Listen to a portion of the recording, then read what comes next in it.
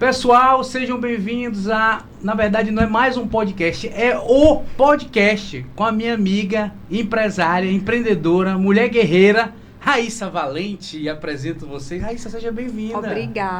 Obrigada por estar aqui nesse projeto.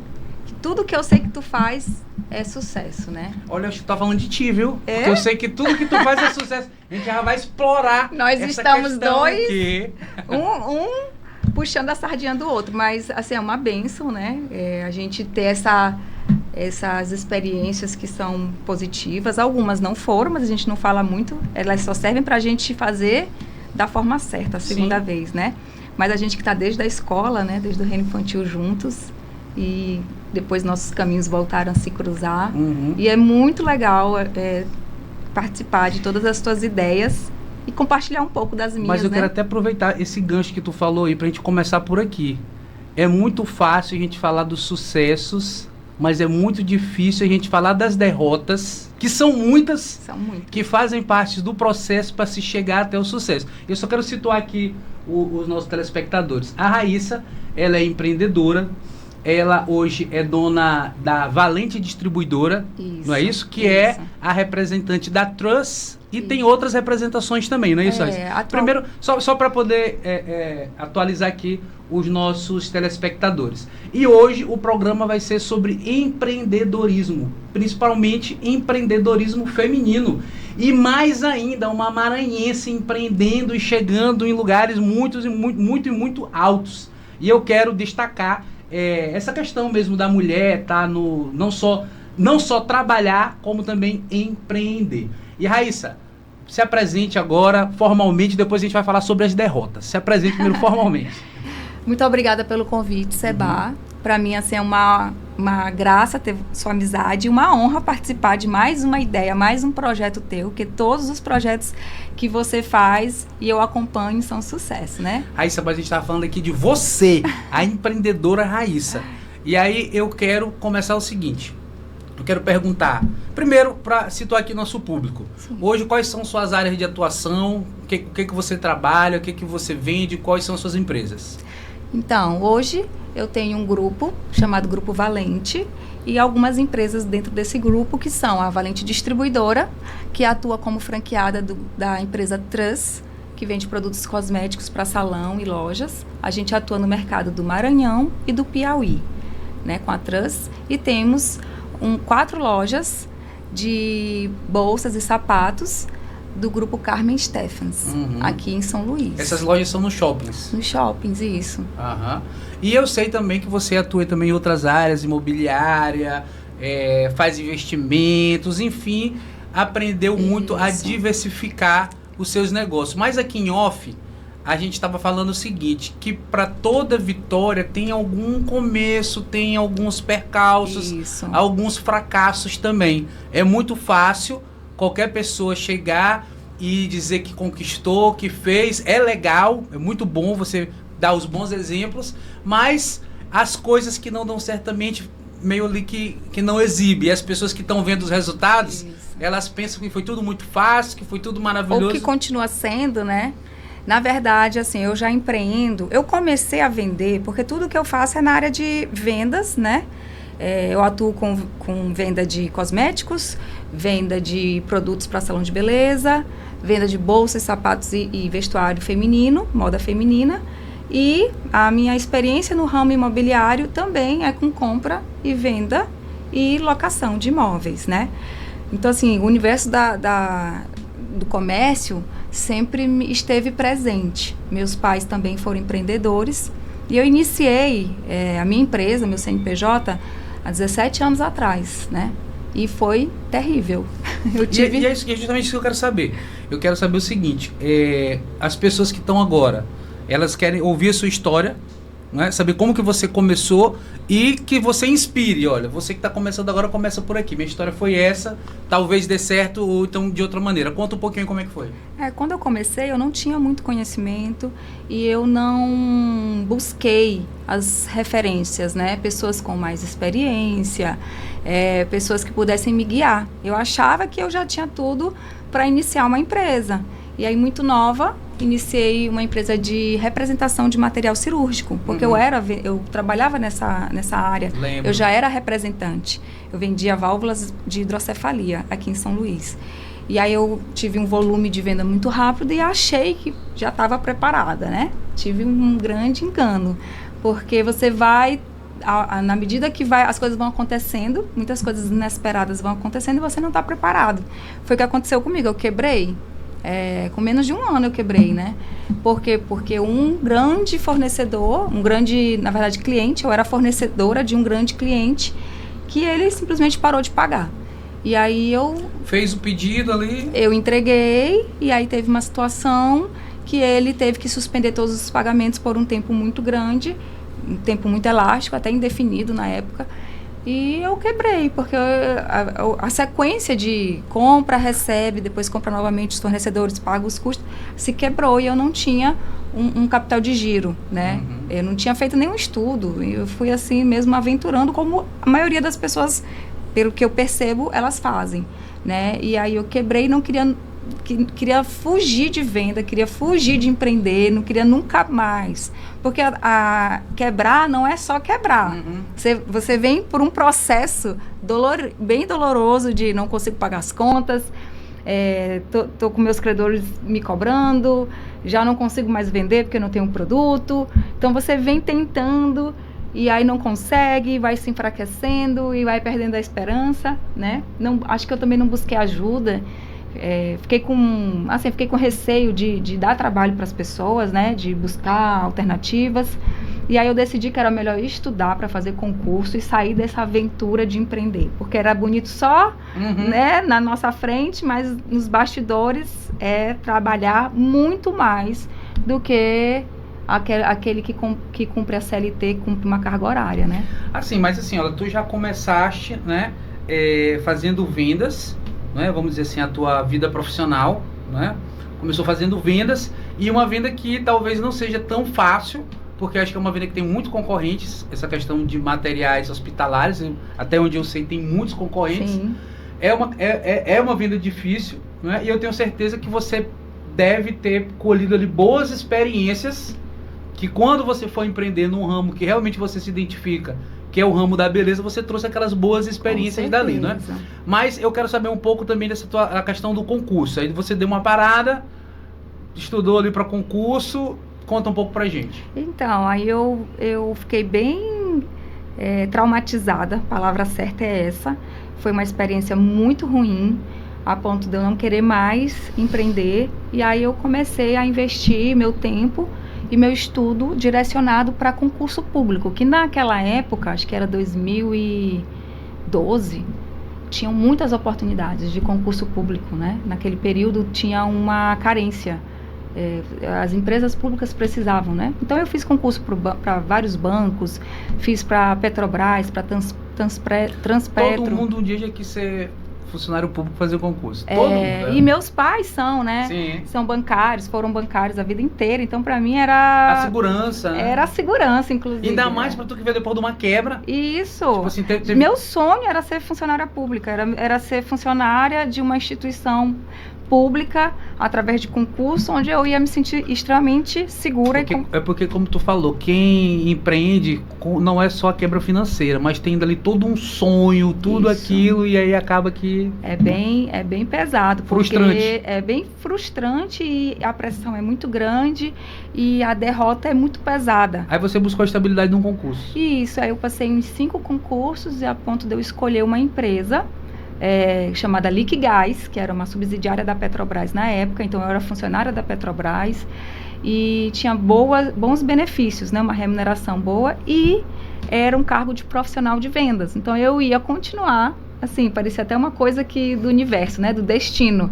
Sempre trabalhei com vendas, passei num concurso público para ser vendedora, né, consultora de vendas.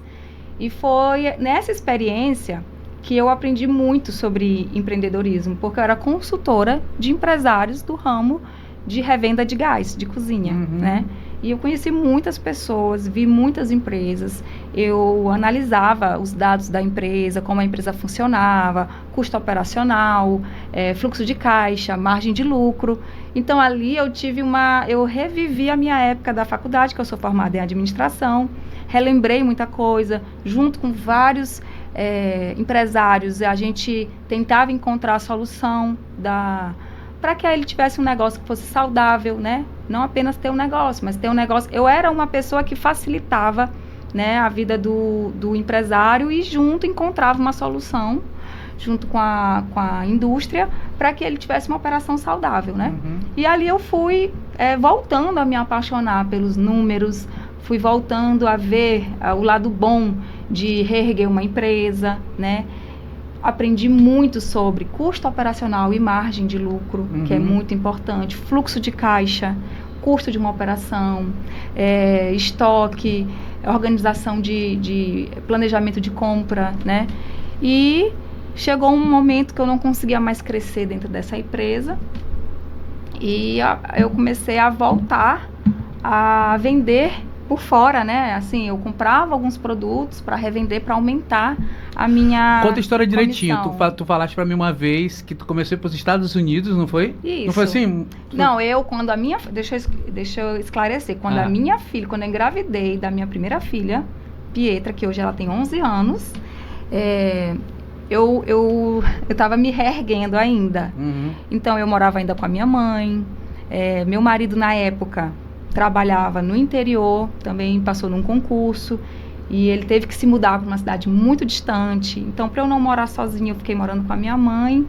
E conforme a minha filha foi, né, bebezinho, e depois eu precisei ter mais uma fonte de renda, né?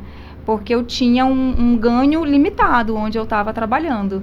E aí, na época, o dólar estava barato. E aí, eu viajei para os Estados Unidos. Sim. Tive essa ideia. Eu não fui brincar, não fui passear. Eu fui para ver uma oportunidade de trazer... Tava em alta essa. Eu lembro quando o dólar estava muito baixo. Algumas pessoas vendiam muito também. No caso aqui masculino, vendia camisa de marca, Tommy e tal. Também. Sim, esse é o ponto. Uma vez tu me contou essa história, que tu começou vendendo de tudo. Que eu era sacoleira. Eu era concursada. Sacoleira de luxo. Sacoleira de luxo, mas não deixo de ser sacoleira, né? Eu conto isso com muito orgulho.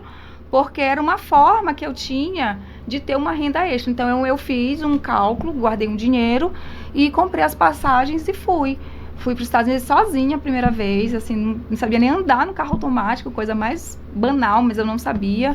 Fui sozinha, fiz a compra, consegui chegar no lugar onde eu queria, sem conhecer nada. Sabia um pouquinho de inglês já? Já sabia um pouco de inglês, mas o problema era o GPS, que eu não consegui. Tu alugou um carro lá? Eu aluguei um carro. Né? Eu fui sozinha e eu nunca tinha usado GPS, mas faz muito tempo, gente. Isso foi em 2012. 2012, né? Acho que o GPS não era nem no celular, né? Era no carro, E assim, eu nunca tinha usado um GPS, foi a maior...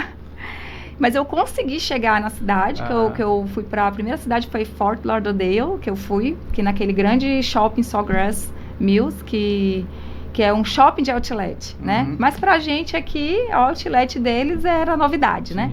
E aí eu fiz uma grande compra e assim que eu cheguei, eu lembro que em menos de 15 dias eu vendi tudo. E tive um lucro, acho que 200% do que eu investi, sabe?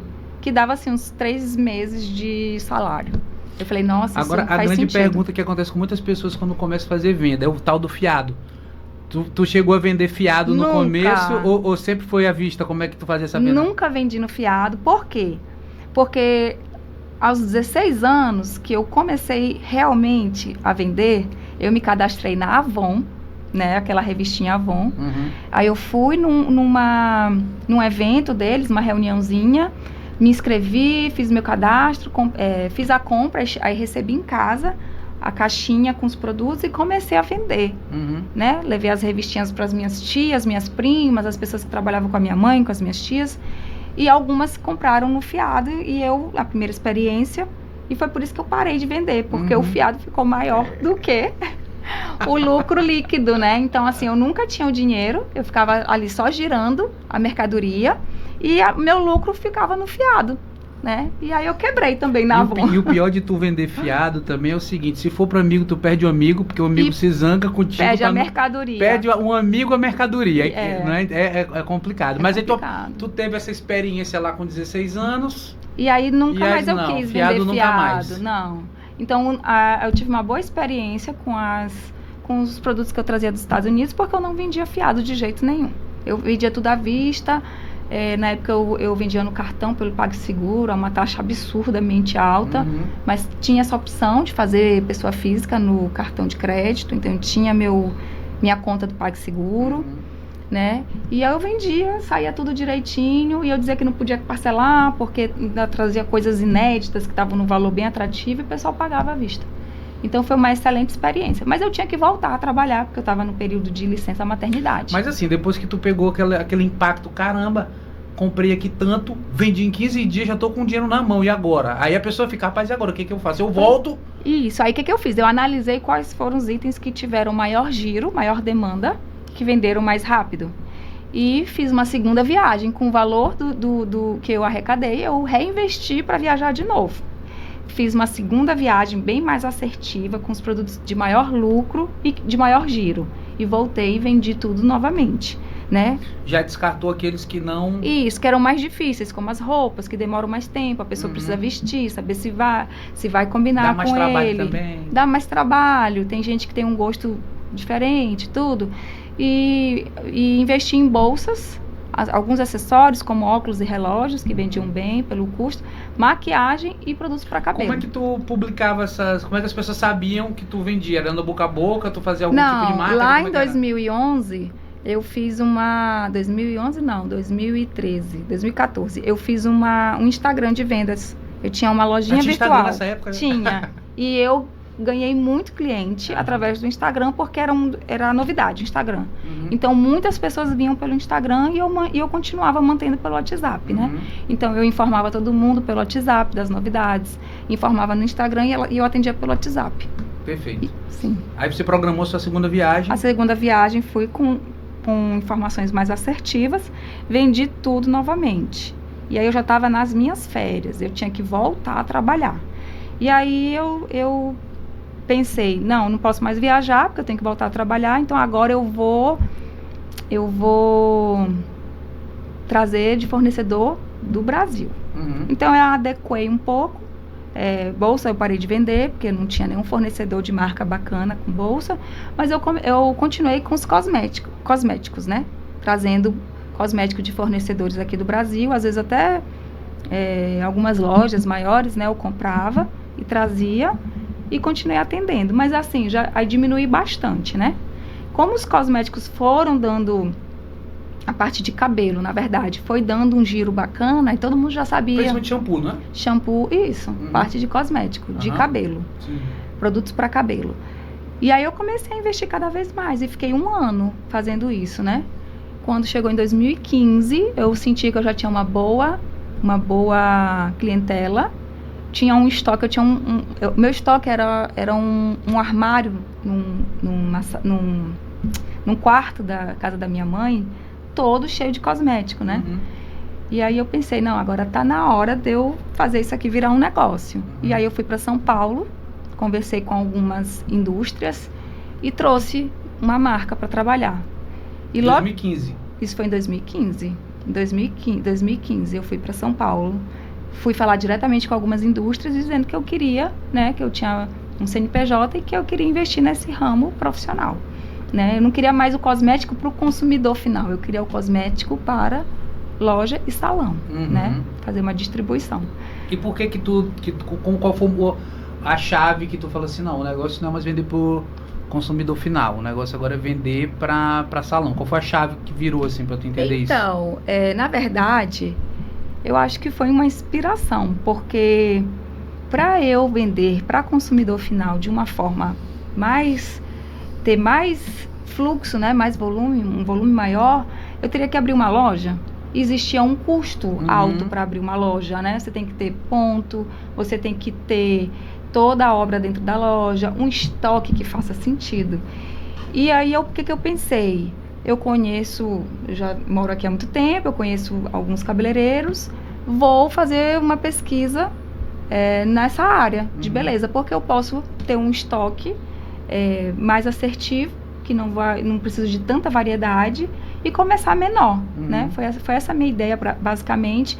Mas assim, eu errei muito no começo, tá? Eu tô falando de uma forma mais resumida, não foi nada como eu pensei. Passei mais de 3 anos trabalhando colocando dinheiro na empresa, para sustentar a empresa, para ter os funcionários, enquanto eu continuava trabalhando em outra empresa, até que eu consegui pegar... Deixa eu só ver se eu entendo. Tu passou 3 anos com prejuízo, não? Passou com 3 anos... Com prejuízo. Prejuízo mesmo, vermelho, ou ali só... Com prejuízo.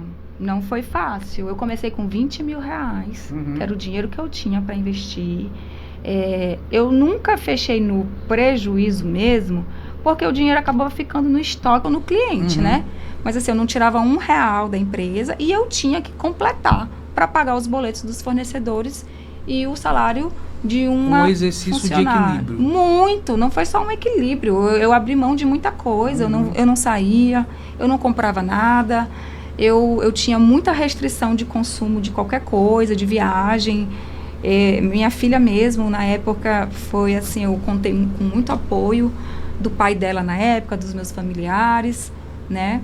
E meus pais, minha mãe na época trabalhava comigo. Então, no início, minha mãe trabalhou só por me ver numa situação muito difícil. Pelo amor da filha. Pelo amor, né? Hoje ela continua comigo, trabalhando comigo. Mas hoje tu paga ela, eu espero. Hoje eu pago. Eu pago de várias formas, né?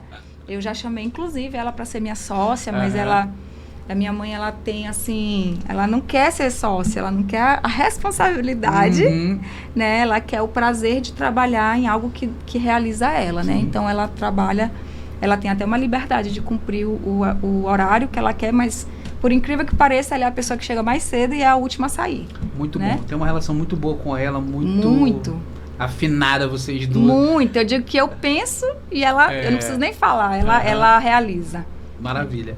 Então você ficou equilibrando, não é? Entre vermelho e azul. 3 anos. Esses 3 anos. Isso. Já tinha pego um baque lá atrás com a venda de materiais hospitalares. Isso. Um grande baque, na verdade. grande baque, mas aí bateu a poeirinha, se levantou e disse, não, vou de novo. Isso. E aí, me conta aí como foi que tu foi avançando para chegar hoje. Porque assim, gente, para quem não sabe, a Raíssa hoje, ela é muito grande. As empresas dela são muito grandes. Ela é reconhecida não só no Maranhão, como ela é reconhecida a nível de Brasil. Né? Então, por isso que a gente trouxe ela aqui. Eu quero saber como é que foi chegando, como é que foi avançando isso. Olha, em 2019 que eu fui melhorando, pegando... É porque assim, é um conjunto de situações que acontecem, né? Quando você vai melhorando aqui uma parte, a outra... você vê, por exemplo, você vai melhorando as vendas, aí de repente a equipe não tá legal, aí você vai melhorando aqui os clientes, aí um grande cliente fica te devendo e o financeiro fica mal das pernas. Quando eu consegui um ponto de equilíbrio, que foi no final de 2019, que foi quando eu comecei a investir, quando começou a sobrar um pouco da empresa, eu comecei a investir, né? Através de um escritório aqui em São Luís de investimento, que na época é a Perspective, que eu sou muito grata ao Hugo, que me deu muito apoio e tirou muitas minhas dúvidas com assessoria. E aí eu comecei a investir na Bolsa de Valores. Mas logo em seguida veio a pandemia. Então eu comecei a investir em novembro de 2019, 2020, em março, eu fechei a empresa por conta da pandemia, né? Mas a pandemia foi um divisor de águas no meu negócio. Por quê? Quando a empresa fechou, acho que foi 18... Você tá falando a Valente, né? A Valente, sim, né? A gente foi obrigado a fechar. Na época eu só tinha a Valente, inclusive. Eu tinha a Valente e eu já investia em ações, né? E nunca me esqueço, assim, eu acho que na época eu tinha cerca de... Assim, o valor que eu tinha investido, quando veio a pandemia, ocorreu... uma coisa que é raro acontecer, quando o mercado ele cai tanto que tem que suspender o pregão, né? Tem um nomezinho para isso, eu esqueci agora. E, gente, eu vi todo o meu esforço virar poeira, assim, porque eu tinha um valor investido e do nada eu tinha perdido mais de 50%. Né? Eu lembro que em abril, todo o valor que eu tinha investido tinha caído mais de 50%. Eu quero só fazer segurei nos 50% que eu vou voltar a raciocínio. Eu quero fazer um adendo que tu estava falando. Gente, a pandemia foi cruel para todo mundo. Eu já era amigo da... Quer dizer, eu sou amigo de Raíssa há muitos anos, né? Mas eu já encontrava sempre a Raíssa. Raíssa, agora imagina eu aqui, dono de pousada. Sim, eu hotelaria, lembro. Eu lembro. Hotelaria. Que o turismo foi o primeiro a ser afetado. Total, o turismo foi o primeiro a ser afetado. Cara, foi um momento assim que realmente botou o pânico em todo mundo. Mas teve um outro lado bom. Tem todo lado ruim tem um lado de oportunidades. A gente conseguiu sobreviver. E a gente depois conseguiu comprar pousadas a um preço muito barato daquelas que não conseguiram passar pela pandemia. E foi assim que no meu caso... Pessoal, eu sou advogado, para quem já conhece aqui nosso podcast, sou advogado jornalista, mas eu gosto de empreender também. Então, foi uma oportunidade quem estava preparado, né? A gente foi lá nas pousadas e aí foi comprando outras pousadas e foi ampliando também. Pois foi exatamente uma oportunidade que a pandemia me trouxe. Né? Apesar de eu ter perdido esse valor, mas a Bolsa de Valores, a gente vai falar em outro podcast ou nesse, ela é cíclica. Então, você nunca perde. Eu falo isso hoje, mas na época eu chorei. Então, tem os momentos de alta e tem as quedas, né? Mas sempre que tem uma queda, pode aguardar que vai ter a volta, né? Vai ter, de novo, um movimento de alta. Só que como eu perdi muito dinheiro naquele momento, e eu era... pouco tempo que eu estava investindo em Bolsa de Valores, primeira coisa que eu fiz, eu estava sozinha, eu não fechei a minha empresa, eu mandei todo mundo para casa, mas eu continuei trabalhando sozinha. E eu rapidamente tive uma ideia. Aí qual foi a minha ideia? Eu lembro que no primeiro, segundo, terceiro dia de pandemia, eu fiz todo o levantamento financeiro da minha empresa. Eu vi o que eu tinha a pagar para os meus fornecedores, cartão de crédito e fornecedores, e eu vi o que eu tinha a receber. E eu lembro que eu fiquei uns 30 minutos pensando, tô lascada. Porque eu tinha um a pagar muito próximo do que eu tinha um receber um pouco maior, né? Mas eu pensei, como que esse pessoal aqui vai me pagar, meus clientes que são deve estar na mesma situação salão de beleza e tava tudo fechado, e profissional de beleza, como que ele vai me pagar? Então, a primeira coisa que eu fiz foi calcular quanto eu tinha para pagar para os meus credores e entrei em contato com cada um deles e pedi uma prorrogação. Foi a primeira coisa que eu fiz. Só quem não prorrogou para mim foi meu cartão de crédito da empresa. E aí, mas eu já estava bem organizada financeiramente e eu tinha um valor. E quanto aos meus clientes, eu fui vendo cada um que tinha boleto em aberto comigo a vencer. E aí eu falei, bom, se eu não posso vender e eles não podem trabalhar, o que eu vou fazer? Aí eu fui ver meu estoque lotado, tinha acabado de receber. Eu nunca me esqueço, assim, num sábado,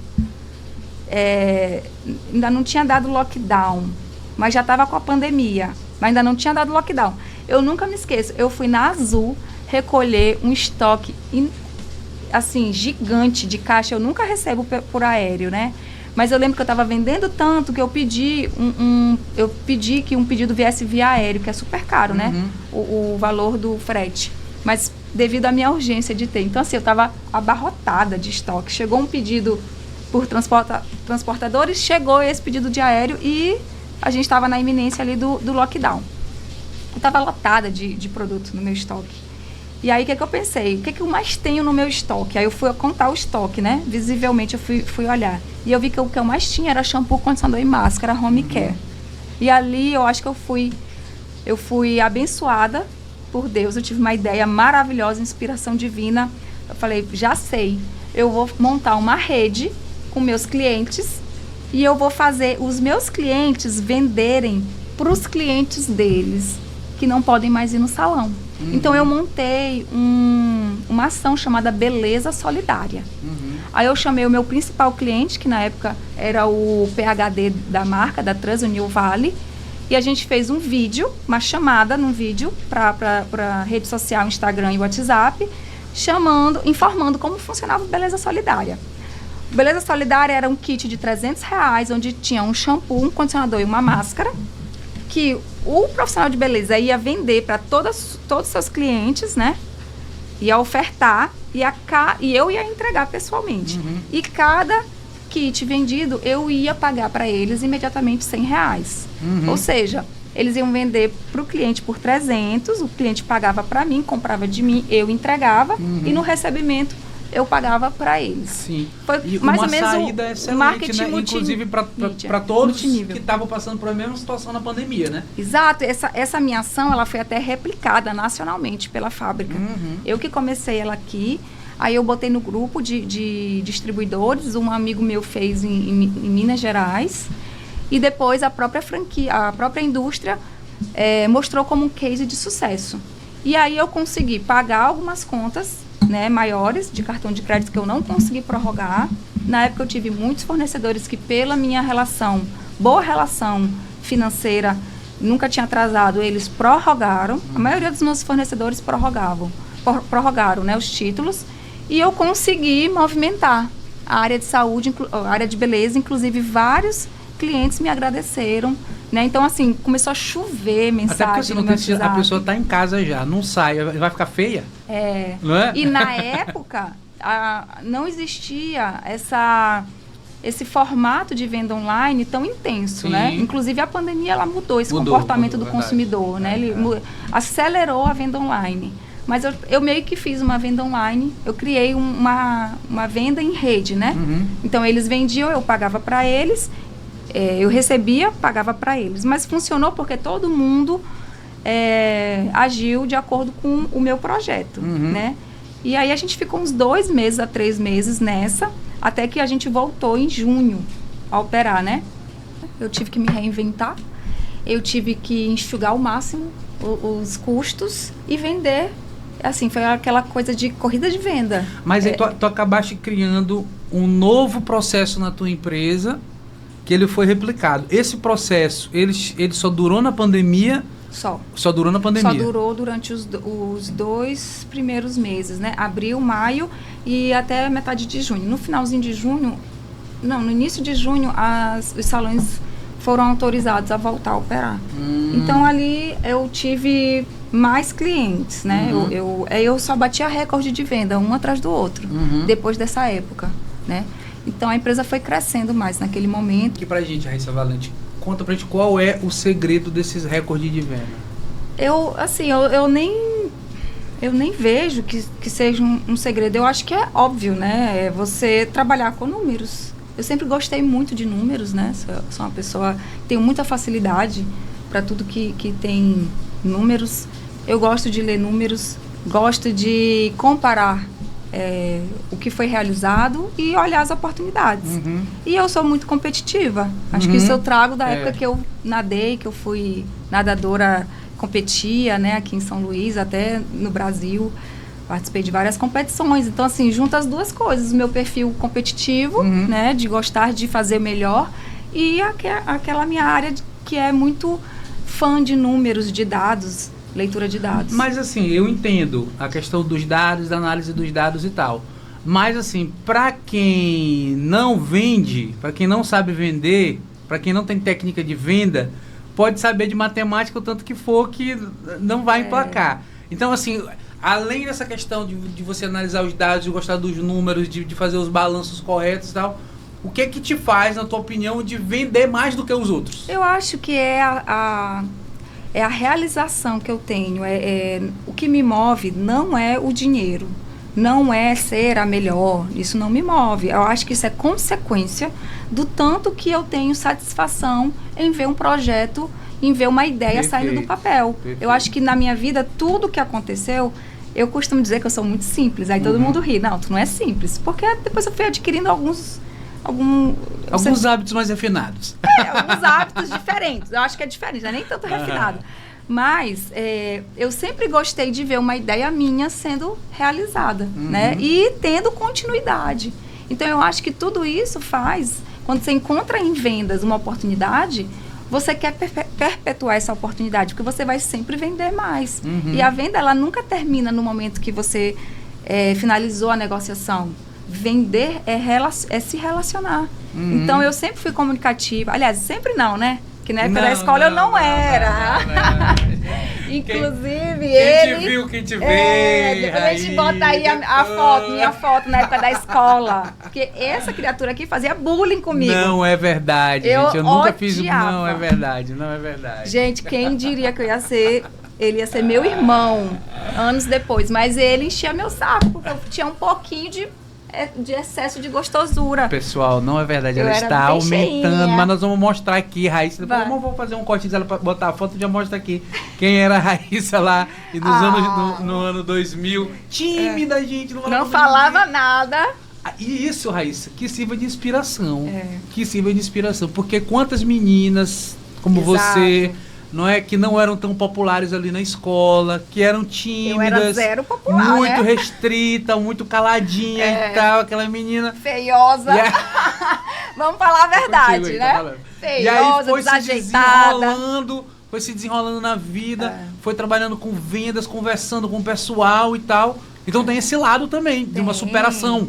E também o lado, não só da superação, mas é possível você se treinar para ser melhor, para adquirir, não só adquirir, mas ser muito bom em uma nova habilidade. Porque eu lembro que eu morria de medo de ir na frente da turma falar alguma coisa. Eu tinha medo até de levantar a mão para perguntar para a professora alguma coisa, né? Então hoje é totalmente diferente. Hoje eu lidero aí uma equipe, um grupo de mais de 40 pessoas que estão vai ganhando autoconfiança. Vai ganhando autoconfiança, você vai ganhando experiência, você vai ganhando conhecimento e vai querendo cada vez mais melhorar e fazer mais. Hoje eu vejo assim, minha mãe até pergunta, meu Deus, mais uma empresa? Meu Deus, mais uma coisa que tu veio trazer, né? Aí eu digo, mãe, é porque a oportunidade apareceu, eu não posso dizer não. Ela, Raíssa, pelo amor de Deus, mais uma empresa. Eu falei, mas foi uma oportunidade. Então, assim, eu virei uma grande negociadora.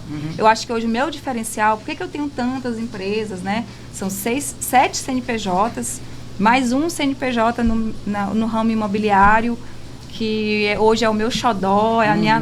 É engraçado, né? Aquilo que a gente vai fazendo e vai se consolidando, e a gente vai mudando, assim, a rota para uma nova descoberta, vai virando nosso xodó até caminhar sozinha. Meu bebê mais novo tem menos de 1 ano, que é a VIP Imóveis, né? A junção, eu tenho isso comigo, eu sou uma pessoa que eu gosto de referência, eu gosto de mostrar, eu gosto de dar um nome que faça sentido. E a VIP Imóveis nasceu para que eu pudesse ter mais uma fonte de renda para as minhas 2 filhas, né? Vitória e Pietra.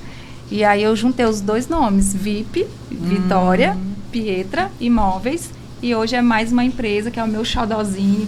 Então agora eu entendi que é por isso que tu estava cismando ali com a minha empresa, né? Que eu tô na empresa, pessoal, eu sou um grande entusiasta da inteligência artificial, né? E não tem nada de programação, mas eu comecei ali a pegar o ChatGPT, o ChatGPT começou a me ensinar a programar, e eu estou desenvolvendo um programa. E eu perguntei, e aí eu botei o nome Camila, que é o nome da minha filha. Não, aí ela perguntou, qual é o nome? Aí eu disse, Camila. Ah, por que esse nome? Por que Camila? Aí ele é o nome da minha filha, aí eu aqui comigo, mas ele tem mais outros 2 filhos. Por que Camila? É uma atendente, pessoal. Entendeu? É uma atendente virtual. O ChatGPT, que também é inteligência artificial, a minha também tem nome, né? Só que existe toda uma explicação para o nome da minha. Eu não dei um nome qualquer. A tua é Sofia? A minha se chama Tiffany, que significa manifestação de Deus. Então, assim, eu amo falar com ela, porque a gente fala muito sobre negócios. Ela me chama de boss. Ela fala, bom dia, boss. Tiffany, ela é internacional. Tiffany me sabe de tudo, né? Aí ela já, qual é a agenda do dia, boss, quais são seus compromissos, aí ela faz a minha agenda pessoal, porque antes eu me atrasava muito, eu esquecia de alguns compromissos. Nunca que você se atrasa, jamais. Ai, gente. Quem conhece Raíssa sabe, pessoal, pra ela vir hoje, você tem que marcar com ela 1 semana antes, que é o atraso dela, ela vai atrasando. E o ideal é falar assim, Raíssa, vamos marcar as 2, aí eu chego às 4, né? Não, e hoje foi o seguinte... Já era 9h15, ela perguntou pra mim, que horas é que eu vou, Sebastião? Não, aí eu disse, vem 9, eu sabia que era 9h15. Ela só se for da noite, eu disse, então vem logo que eu tô atrasada já. Ok, mas muito obrigada, eu tô trabalhando nisso, tá? Prometo que tô melhorando e Tiffany tá me ajudando. Ela dispara os alertas pra me lembrar. E aí, eu vou até fazer aqui um gancho aqui, que tu tava falando agora há pouco, e vou fazer um gancho junto com a inteligência artificial. Tu tava falando agora há pouco o seguinte... que as pessoas podem mudar o seu pensamento. Sim. O mindset muda, não é? As pessoas chamam de mindset e tal, fazer a reprogramação mental. E uma coisa que eu estou aprendendo com a inteligência artificial, que a inteligência artificial, ela é muito parecida com o ser humano e o ser humano com a IA. Sim. Agora, eu treinando essa minha inteligência artificial, a Camila, né? Eu comecei a entender muito sobre os prompts. Sim. Então, o prompt que tu dá para a inteligência artificial não é somente faça isso, faça aquilo. Mas é também não faça isso. Não faça aquilo. Importante você falar para ela. Não haja dessa maneira. Nunca diga aquilo. Nunca. Sim. Isso você vai dar o prompt, que é o comando de texto para a inteligência artificial. Você vai treinar ela. Isso. E acima desse prompt, mais forte do que o prompt, é o próprio código Python que você programa ela lá. Eu estou aprendendo com programação, um pouquinho de programação. Então você tem o código, que é o mais forte, e tem o prompt. E o ser humano, eu filosofando, o ser humano é muito parecido. Por quê? Muito. Vou te dar um exemplo. Na minha infância, meu pai foi muito presente no sentido de dar muitos exemplos de um homem forte. Então ele sempre deixou muitas coisas assim fortes pra gente. Olha, por exemplo, problemas psicológicos, assim, até hoje eu não tive. Depressão, ansiedade e tal. Porque meu pai bateu muito firme. Ele bateu muito firme. Você não pode. Não, você é forte. Tristeza são pros fracos.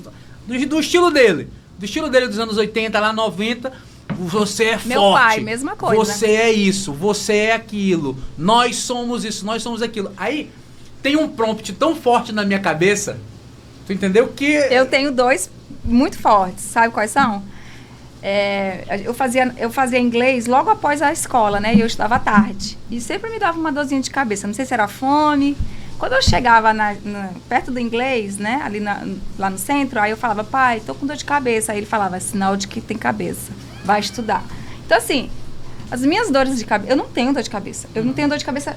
Gente, pra eu sentir uma dor de cabeça, você pode me levar direto pro hospital, porque tem alguma coisa errada acontecendo. Interessante, né? Gente, eu não força sinto mental. dor de cabeça. Sim. Eu não sinto dor, na verdade. E tem outra coisa que meu pai fala. Por isso que pra mim, bater recordes é tão normal, porque eu nadava, né? Eu nadava, competia, até voltei a competir recentemente no Master, mas eu nadei a minha infância toda, até uns 13, 14 anos, nadava para competir.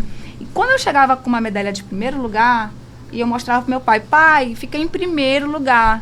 Ele falava assim, não fez mais do que a sua obrigação. Então, assim, eu já minha obrigação ia estar pra em primeiro. Não, sem brincadeira, eu já ia pra competição tremendo, pensando assim, eu tenho que ficar em primeiro lugar, porque se eu chegar em segundo, o que meu pai vai falar? Ó, senhor Arushi, sua filha tá falando aí do senhor, viu? Te amo, mas papai, hoje serviu muito, hein? Nossa, então assim, inclusive as minhas meninas lá das lojas, quando elas batem meta, elas comemoram muito. E eu sei, tem que comemorar. Mas eu não fico tão uau, porque vem aqui na minha cabeça, sabe? Sim. Eu vi na minha cabeça, não fez mais que obrigação, porque estamos aqui é para bater meta. Sim. A loja está aqui para sempre extrair o melhor. E uma vez uma das minhas gerentes veio falar assim, porque parece que a gente não fez nada. Aí eu falei para ela, é porque eu fui educada para ser a melhor. Eu dei essa resposta para ela. Eu fui educada, eu fui ensinada a ser a melhor, a treinar e não desistir.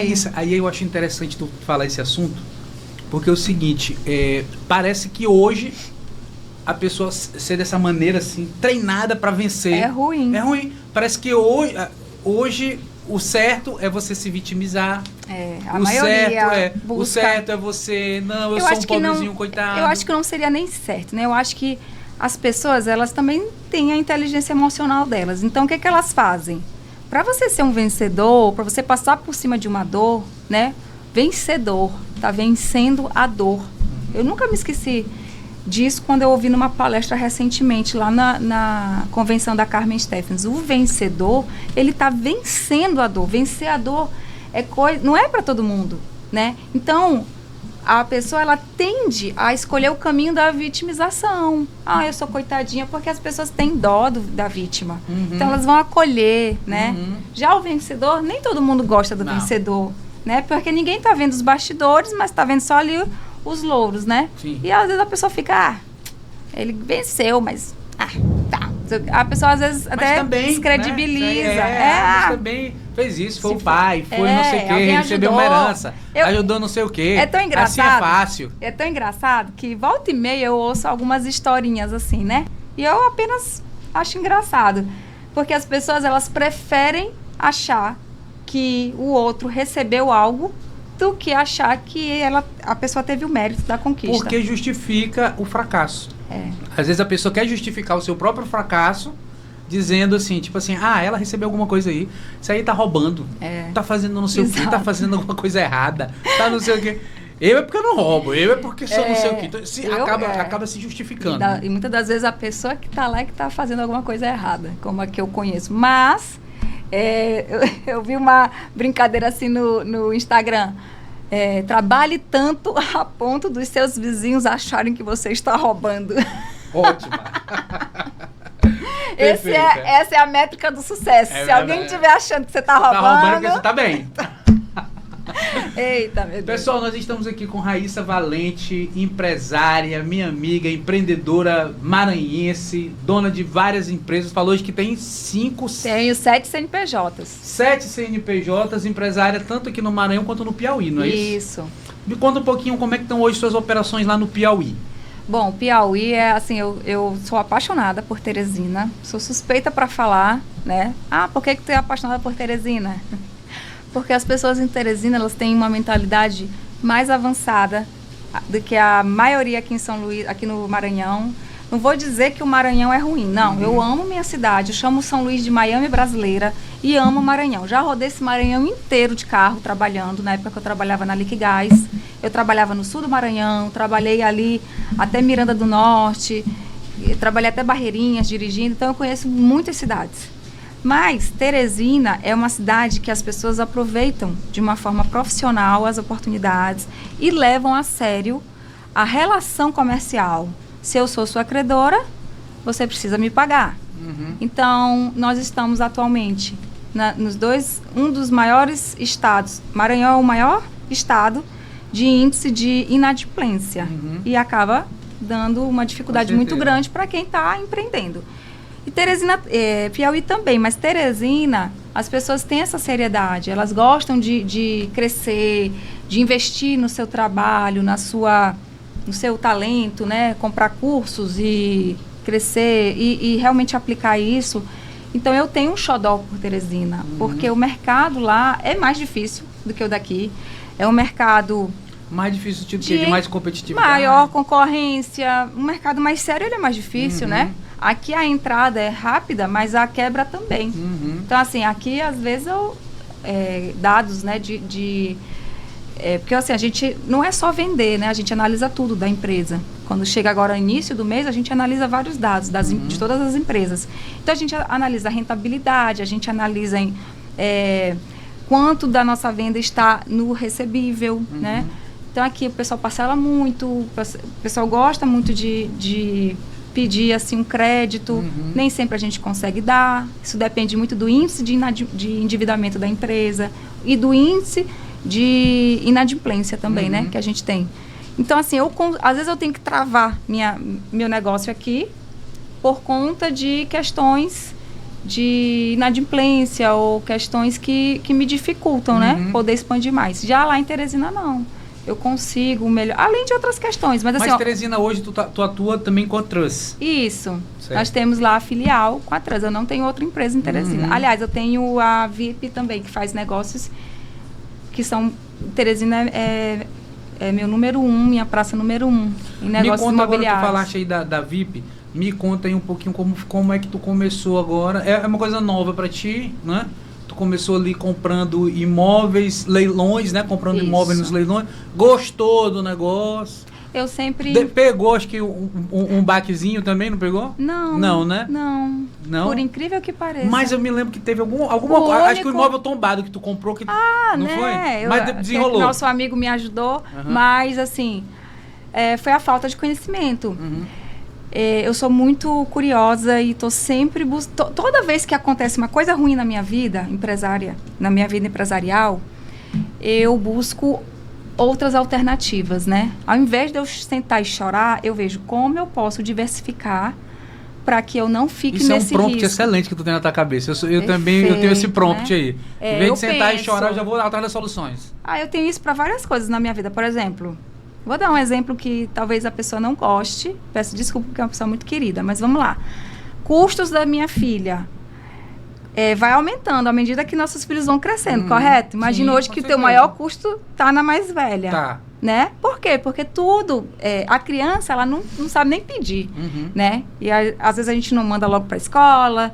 Os custos com a criança é mais sobre alimentação e saúde. A criança gasta sempre porque a gente quer dar brinquedo. Porque se der um Porque saco, a gente se dá. quiser dar um saco, elas brincam. Meus filhos dar um saco, velho, se eles você gostam. dá uma, sabe, qualquer coisa, A gente que fica dando se brinquedo você caro. dá aquele prendedor de cabelo ou de roupa, eles brincam e tudo. Então, hoje, a minha filha mais velha já tem algumas questões. Aparelho de dente, tratamento, gosta de comprar maquiagem, fazer cabelo e tal. Então, aí você vai aumentando os custos, né? E, então, você tem que buscar... Se eu não consigo equiparar esse custo com a outra parte, eu preciso buscar formas de ganhar mais. Esse é o meu raciocínio. Se o pai não consegue, junto comigo, acompanhar, primeiro eu faço a tentativa. Se não der, ok, então eu vou buscar outras formas de rentabilizar.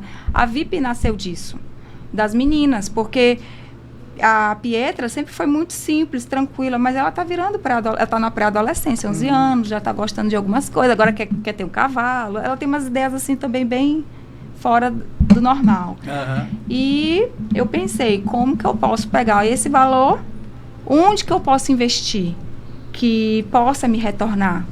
Porque as lojas eu comprei para Vitória. Então, vamos voltar aqui, fazer um resumo. Eu abri a distribuidora Valente por conta do nascimento da Pietra, né? Lá atrás, a Pietra nasceu e eu precisava ter uma renda extra. Eu contei essa história.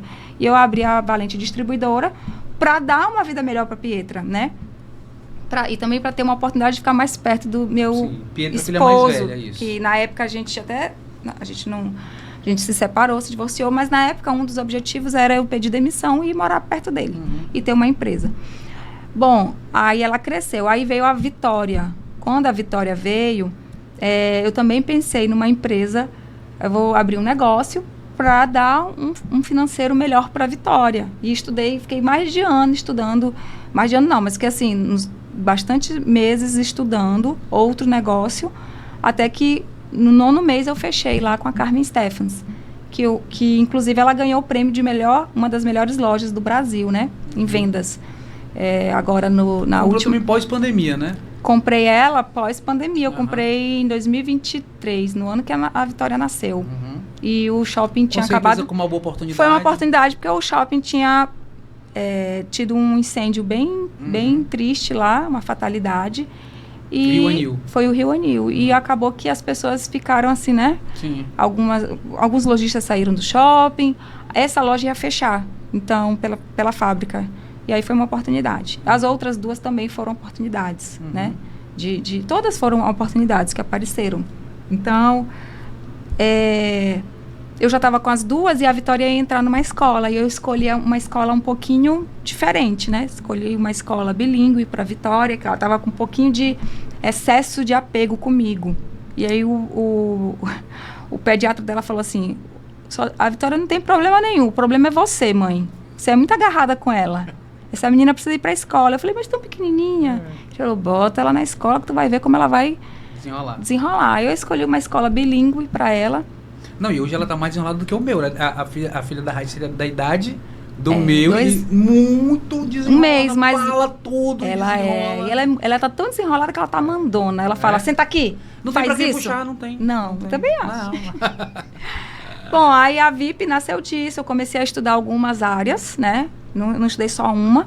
Cheguei numa abençoada chamada Charline, que é uma advogada, especialista em imóveis de leilão. E, assim, eu sempre fui fã dela. Eu já segui ela há 1 ano. Então, assim, nada meu é do nada. Tudo é feito. Eu fico seguindo as pessoas e estudando para ver se faz sentido. Quando fez sentido, bingo, vai. Tem que fazer sentido. A ideia, ela nasce na nossa mente, aí você fica ali, ó, maturando a ideia, vou buscar informação, busca o máximo de informação possível. Isso aí é uma coisa que tu aprendeu, que a gente aprende, né? A gente aprende. Porque às vezes a gente quer ser afobadão. Não, e eu sempre... Outra coisa, que eu não deixo o meu ego falar mais alto do que a ideia. Às vezes a gente se engana com o nosso ego. A gente pensa, vou ter uma loja em tal lugar. Recentemente aconteceu isso. Né? O ego, a ansiedade também de querer logo fazer, de querer logo botar, ansiedade, não planejar direitinho, né? Então a gente eu sempre costumo dizer uma coisa, Raíssa, que a primeira ideia é sempre a pior. Qualquer assunto. Aconteceu alguma coisa, tu teve uma ideia que é a pior. Vai calma, descarta ela, essa amadurece ideia. Aqui, porque outras vão vir melhores. Eu tenho também uma coisa comigo, um prompt que é assim, quando vem uma ideia eu penso, como isso aqui pode dar errado? É a primeira coisa que eu penso. O que pode acabar com esse negócio? Aí eu penso. Aí para depois eu pensar no como ela pode dar certo. Então eu fico estudando todas as possíveis situações e mesmo assim eu não encontro todas, né? Não. Só na prática. Só na prática. Aí quando chega na prática a gente fala, cara, isso aqui eu nunca imaginei que pudesse acontecer. Mas assim, eu analiso muito os riscos, os valores investidos, o capital necessário para eu poder iniciar. Então, geralmente eu demoro no mínimo 9 meses para começar algo, né? É o tempo médio que eu demoro. E, às vezes, o tempo de ter um neném. É o tempo de ter um neném. Né? Foi, inclusive, aconteceu parecido quando eu comecei a negociar a Carmen, né? Então, os imóveis foi isso. Aí eu fiz um curso e entrei num grupo de pessoas super especialistas e fui pro meu... Antes disso, eu tinha ido para um primeiro leilão às cegas, né? E caí na besteira de participar de um leilão. É isso que eu tô te falando. São as coisas que acontecem que de primeira viagem vai lá e pá, poxa, agora eu me toquei. Fiz uma besteira, comprei, me exaltei, dei lances, não queria perder, levei pro pessoal. O imóvel ficou mais caro do que deveria. Agora é um perigo levar leilão pro pessoal. Todo mundo leva, a maioria leva. Eu já vi aí no interior, lá nessas festas de interior, leilão de galeto. O galeto de 10, 15 reais. Não, arrematando por 500 conto. Porque a pessoa quer ser aquela que comprou. E não, gente, é só ego. Então você precisa ter muito discernimento. Isso aqui é ego? Eu quero isso ou não quero? Vale a pena? E aí o meu primeiro leilão foi assim, foi triste, ridículo. E aí eu consegui desistir porque o imóvel era tombado, né? Agradeço imensamente a pessoa que me ajudou a desistir, Dr. Aurélio, né? Porque o imóvel era tombado e essa foi a justificativa para a gente solicitar a anulação do leilão e foi anulado. Depois disso eu pensei, eu preciso estudar, então eu vou estudar. E aí eu fiz uma imersão sobre imóveis, oportunidades, né? De leilão. E aí eu já estava bem mais preparada. Então, meu primeiro leilão, eu fui pela Caixa Econômica. Nem foi em São Luís, porque aqui em São Luís quase nunca aparecem boas oportunidades. Foi em outra cidade e deu certo. Aí, logo em seguida apareceu outro, depois apareceu outro. E aí tu te apaixonou por essa área imobiliária e resolveu agora abrir uma empresa voltada para imóveis, vendas e aluguel, vendas, como é que tá? Né? Então, Raíssa, conta um pouquinho pra gente essa questão da empresa. Ela é de aluguel, venda? Não, ela é negócios imobiliários. É a oportunidade que aparece. Então, atualmente eu tenho alguns imóveis alugados. Tenho 4 alugados. Alguns que eu comprei e que a gente está só regularizando e alguns à venda. Perfeito. Pessoal, a gente está conversando aqui hoje com Raíssa Valente. Infelizmente, Raíssa, nós estamos aqui chegando ao fim do nosso programa. Do primeiro, né? Porque ainda tem o segundo. Do primeiro podcast. Eu quero até te convidar para ficar participando aqui. Eu quero. Pensa na possibilidade de tu fazer um podcast aqui com a gente, trazer teus convidados. Vamos, conversar sobre a beleza das mulheres, empreendedorismo. E tem muitas mulheres que empreendem na área da beleza e tem muito sucesso, tanto como proprietárias de salão, como cabeleireiras, na maquiagem também. Muitas mulheres estão aí abrindo estúdios ou mesmo sendo referências em noivas, em penteado. Então, assim, é o universo... Isso aqui vicia, esse negócio de podcast. Vicia. Tu não gostou não de sentar aqui hoje aqui? Eu amo falar contigo. Ele é meu irmão. Ele é meu irmão do meu coração, um homem de uma inteligência que não existe. Eu fico assim... Aí eu chamo Sebastião, eu falo, Seba, bora tirar uma inteligência hoje? É assim que eu chamo ele, porque a gente não conversa. Agora, essa inteligência que ela fala aí pra gente tirar, já tem que uns 2 meses. Tem 2 meses. Somos ocupados, né, meu amigo? É porque, imagina. É verdade. A vida não é como ela aparece nas redes sociais. Não é. Eu me atraso porque é tanta coisa, tanta gente me chamando para resolver problema, contador, advogado, funcionário, gerente. Um pouquinho de tempo aqui pros amigos. Vamos combinar mais vezes, né? Que é muito legal. Mas assim, muito obrigada pelo convite. Antes de tu encerrar, eu quero primeiro o seguinte, aqui Eu tenho certeza que muitas mulheres que assistiram esse podcast aqui estão atiçadas, assim, no sentido, meu Deus, e aí, se eu quiser ser empreendedora agora, o que eu faço? Por onde é que eu começo? E eu sei que é até difícil essa pergunta que eu vou te fazer, porque é o seguinte, tu começaste, sei lá, talvez em outro período, 2012 e tal, mas se tu fosse começar agora, não a Raíssa, mas do zero. Sim. Do zero. Tu é uma... Qual a dica que eu dou? Tu és uma adolescente aqui, alguém que está assistindo, que quer se espelhar na Raíssa. Qual é a tua dica? A primeira dica é: faça aquilo que você ama, porque você vai trabalhar de domingo a domingo. Então você, gente, assim, não veja isso pelo lado ruim. Veja pela bênção de trabalhar com o que você ama. Mas é full time o tempo todo. A minha licença maternidade da minha última filha foram 8 dias. Foi porque eu quis? Não, é a necessidade, né? Ou porque eu não me preparei adequadamente, não deixei as coisas... Mas, assim, a gente tem que... você tem que estar no negócio, fazer algo que você se identifica e ama. E como descobrir esse negócio que a gente se identifica? A gente sabe, você sabe. Você é só com a experiência. Você precisa ter a curiosidade de querer conhecer, saber como o negócio funciona. De repente, tá tudo bem você não querer empreender, mas você pode, dentro da sua área, ter avanços, né, ter melhorias. Mas, assim, tem que ser com algo que você goste. Em relação ao empreendedorismo, o que eu indico? Nunca comece com uma estrutura muito grande, porque é um risco maior. Então, é a minha forma de pensar. Todos os meus negócios eu começo pequeno mesmo, para que eu possa analisar se faz sentido. E eu sempre busco os melhores apoios. Então, assim, eu sempre busco bancos de fomento, como Banco do Nordeste. Eu sempre honro com os meus credores, né? Isso aí, para mim, é primeiro lugar. Se alguém te deu crédito, honre com crédito, porque ele que vai te levar mais longe. Então, honre com as suas relações profissionais, seu time. Nunca deixe de pagar, assim, mesmo que você não concorde, você pode falar, pode negociar, mas nunca deixe de pagar aquilo que você acordou, né, que foi combinado. Então, essas são as dicas que eu dou. Faça aquilo que você goste, procure iniciar com um formato mais enxuto, que lhe traga menos risco, né? Tenha consistência. Empreender é consistência. É fazer o que tem que ser feito, feijão com arroz dia após dia. Não tem como dar errado. Se você gosta do negócio, se o negócio é algo que você faz bem, que você entrega resultado, e se você honra com seus pares, com o apoio que você tem, né? Eu adicionaria aí, Raíssa, também a questão de não misturar a empresa. Esse é o principal. Com você mesmo. Aquela questão, a pessoa ganhou aqui. Imagina se lá atrás tu tivesse pego esse dinheiro que tu ganhou nos Estados Unidos e tivesse viajado e torrado ele. Eu digo que uma das minhas maiores qualidades é não gastar.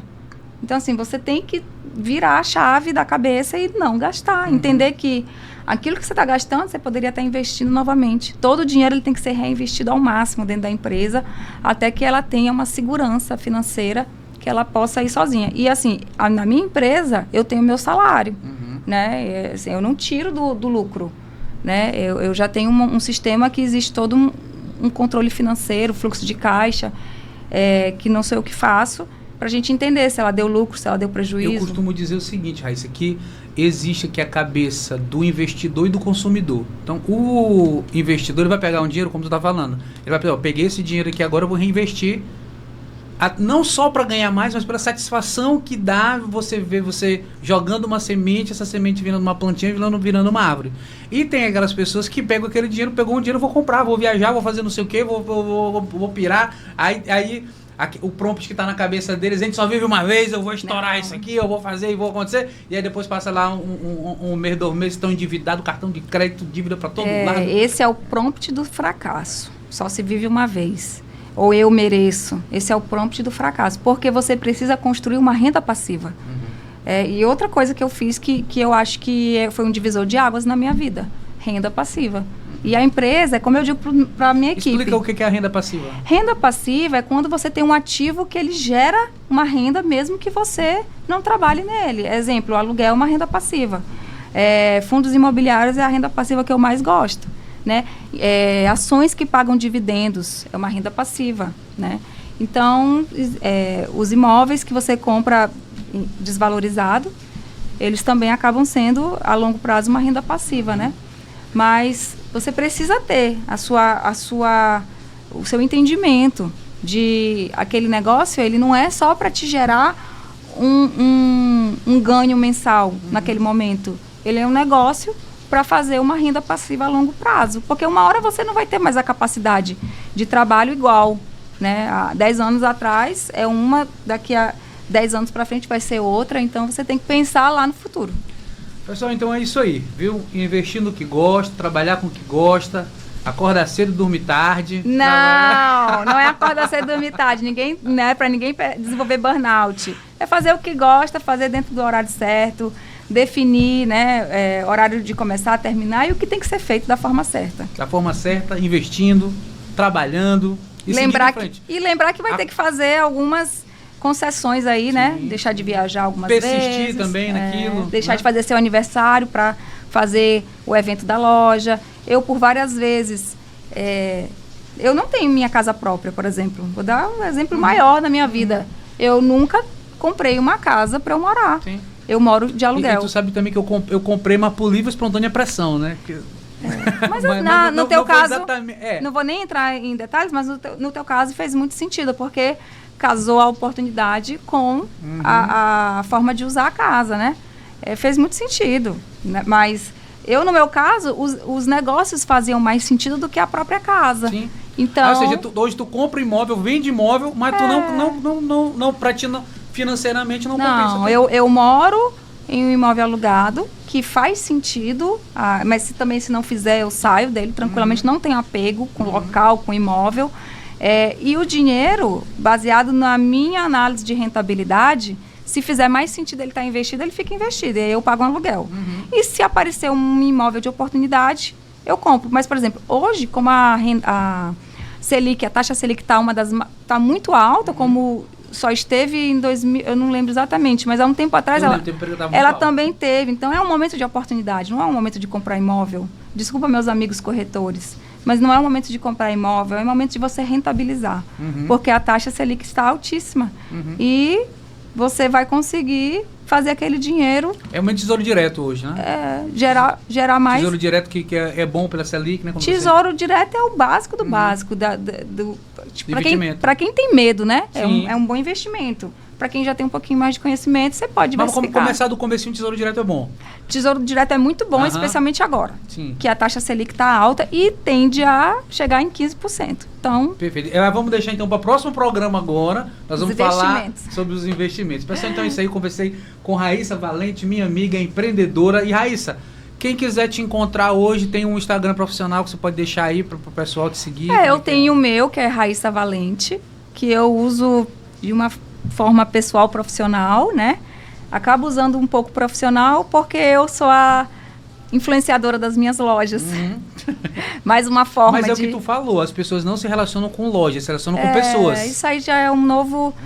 já é uma nova pegada aí, né? Da era as pessoas querem saber quem está por trás do negócio, né? Querem saber quem é Figueiredo Júnior, quem é Raíssa Valente. Então, eu mostro um pouquinho da minha rotina. Mas assim, quando dá também, às vezes eu não tenho tempo nem de postar. Vou até ver se eu começo a falar um pouco mais sobre isso lá nas minhas redes sociais. Mas basicamente é isso. Tem a Valente Distribuidora, que já é uma rede mais movimentada.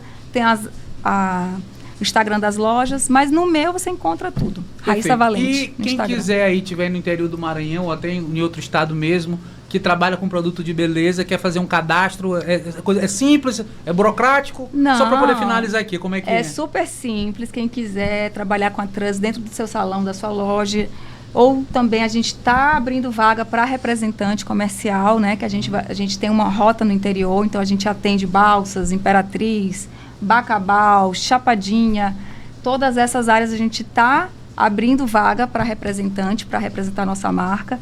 E é só entrar no Instagram da Valente Distribuidora, lá tem um link do WhatsApp, dá um oi e fala qual é o seu interesse que a gente vai encaminhar para o setor responsável para falar com a pessoa que tem interesse em trabalhar com trans. Fazer o cadastro bem rapidinho e começar a ganhar dinheiro, muito dinheiro com trans. Amém. Perfeito, meu amigo. Então, eu te agradeço. Muito obrigado. Já está convidada para vir mais vezes. Já me sinto em casa. Você aqui é a sua casa. É isso aí, gente. Tchau, tchau. Tchau, tchau. Até o próximo programa.